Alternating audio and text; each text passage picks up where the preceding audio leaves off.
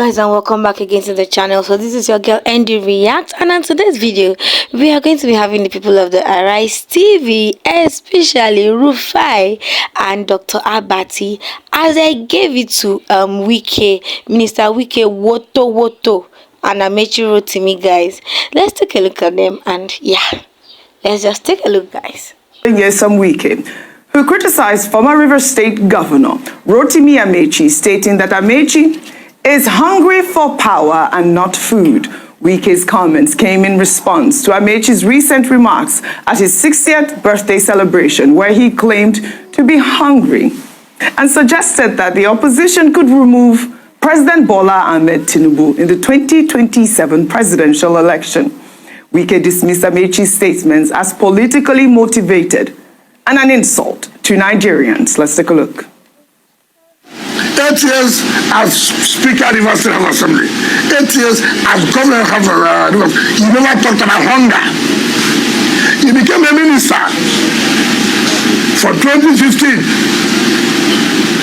to 2023, 8 years, super minister, transport, where you were borrowing money for every bad loans. You didn't talk about hunger. 2 years you have left office. I'm in coalition because I'm hungry. You're only hungry of power. And that's just failure on his part. How do you look at it? How do you insult Nigerians? How do you transfer the issue of hunger or poverty? Why do you do that? You're insulting Nigerians. You join Atiku. You join Rufai because you are hungry. Have you not insulted Nigerians? Just that you can't stay out of power. That's the hunger.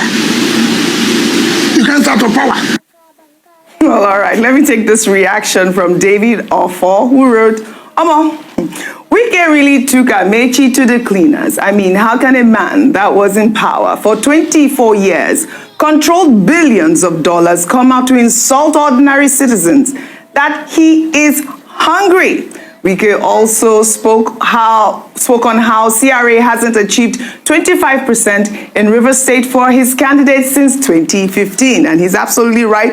Wike made a lot of comments regarding, Amechi's statements, not just Amechi's statements, during his 60th birthday party. But, we've seen Governor Minister Nyesom Wike attack the opposition in this manner. But and people have really condemned some of the things that he has said. Let me take this tweet from Soprila, who wrote, Amechi starts any celebration by thanking the Odilis and the role they played in his life. Amechi has never insulted the Odilis in spite of their disagreements. Wike, on the other hand, claims nobody made him, and has even insulted those who made him publicly. #character. Meanwhile, the APC has strongly criticized former Minister of Transportation Rotimi Amechi, former Vice President Atiku Abubakar, and former Kaduna State Governor Nasiru El-Rufai, accusing them of being displaced rent seekers driven by a desperate desire for power rather than genuine concern for Nigerians. The APC, through its National Publicity Secretary, Felix Morka, dismissed criticism made by the trio at Amechi's 60th birthday lecture, where they condemned President Bola Ahmed Tinubu's economic reforms, alleging that the government was weaponizing poverty. Felix Morka stated that the trio has held various high political offices for a combined 24 years and failed to address poverty or structural economic challenges during their time in power. And I'll read a part of his statement. The statement was posted on Bayo Ononuga's X account, and they wrote, the APC strongly rejects the baseless allegation that the APC government of President Bola Tinubu was weaponizing poverty by not eradicating the scourge in 2 years, a feat they themselves failed to achieve during a quarter of a century in power.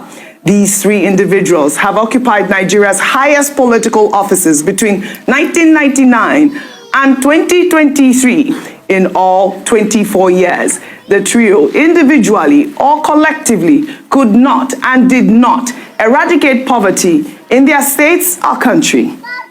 They did not even attempt to address, let alone tackle, the structural challenges and distortions that stifle the economy and worsen poverty over the years. Rather, they reveled in mindless, rent-seeking behavior, sold national assets to their cronies for mere pittance, engaged in corrupt and wasteful expenditures in their states, and relentlessly sponsored state violence against their own people. That was a very, very detailed statement by Felix Moka. A lot of allegations there as well. Rufai Oseni, a comment from you on both stories. Oji, yes. We need to make season film about these politicians when they fight, because they're very funny. So, Wike is saying that Amechi didn't fix anything. He was talking about Amechi benefiting from God. What did he do about poverty and all of that? For me, all of them are the same, as far as I'm concerned. Because when Governor Wike was governor, I did ask him, why such a high level of unemployment rate in Rivers? He says he's been doing building projects and bridges to be able to fix that. And I pointed out to him the National Bureau of Statistics says otherwise. The question is, this same Minister Amechi that was in the last government is at loggerheads with this government, two APC fighting. And then two fighting. Two fighting. Right. So look at them. Mm-hmm. These were the same people that said APC is the antidote to PDP's problems. Mm-hmm. And they came in, but look at them, pointing accusing figures of betrayal. The videos are there. Mm-hmm. The day Mama Peace was with Minister Wike. I think I've seen that video. So, but the truth is, they get into power, they feel they're larger than life. And he that is saying, oh, Amechi has enjoyed the good of the land, from local government chairman, he rose of the rank. Mm-hmm. This was the same Amechi that he worked for. This was the same Amechi that at a point he couldn't look in the eyes. Was his boss, like you pointed out rightly. In fact, people have also told me the level of deference Wike has from Amechi. I don't want to say it in public because this thing was told to me on that Chatham House rule to show you how much he revered Amechi then. But once they are not together in politics, all becomes war. So please, the question you should ask them is, what have they done with River State? With the kind of wealth that has passed through River State, why are people still living in poverty? And that question is for both of them. Right. Secondly, as regards Felix Moka, that's abusing the trio and also added Peter, because you see, now, anything they will add Peter Obi. Because I don't know how Peter Obi came into this matter now. They will add Peter Obi. What we should ask Felix Moka is, President Tinubu, he forgets that President Tinubu was also a governor in Lagos. What did he do in Lagos? How did he revolutionize or remove poverty and all of that? Are we not saying Lagos is stinking? Is Lagos turned to paradise? Under President Tinubu? President Tinubu has held prominent roles in politics in this country, from being a senator. What did he do to reduce poverty? He is now president. In the first 2 years, what has he done to reduce poverty? His policies that he says are working, hope he knows.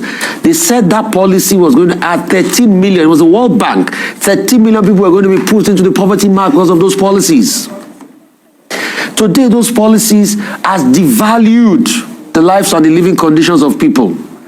Today, those policies have led to an uptick in inflation. An average Nigerian is crying and suffering. His government argues that, oh, things are on the uptick and everything. See, I want to celebrate that level of success, but there's a lot of pain and penury in the land. Well, all right. Dr. Abati. Okay, earlier on, I commented on Minister Nyesom Wike's attack on Rotimi Amechi, his former boss. And I raised issues using the trope I will teach in tragedy and other tragic forms in dramaturgy, hubris, amasia, to say that this is about a flaw of character. If anybody has ever been your benefactor, even if you have any misgivings about them, you don't have the right to go and rubbish them in public for, whatever reason. That in itself, that public, denigration of your benefactors, old or current, amounts to, a disgraceful show of ingratitude. And I think that is that about that. Now, one of the things we also teach in dramaturgy is elements of drama. One of the key elements of drama is character. Because you can't write a play without having characters, without having dialogue, plot, setting, and all of that. And characters are important in whatever drama, whether it is in politics or it is in the fictional world of literature. And I agree with the gentleman who wrote hashtag character, yes. That this speaks more to the character of Nyesom Wike himself. Who has he not fought? He has fought the Odilis, he has fought Senator John Mbata, he has fought Rotimi Amechi, the man that made him local government chairman, made him chief of staff, made him Minister of State Education via recommendation. And I say, and I repeat, that President Tinubu himself should beware, he should be careful. Because when circumstances differ tomorrow, this character will not have any reservations whatsoever in coming after President Tinubu himself. And he has sent a signal by saying President Tinubu did not consult him before he declared state of emergency in Rivers State. He wanted the president to consult him. What impudence. However, he's saying Amechi is hungry for power, not hungry for food. Okay, how is he different from Rotimi Amechi?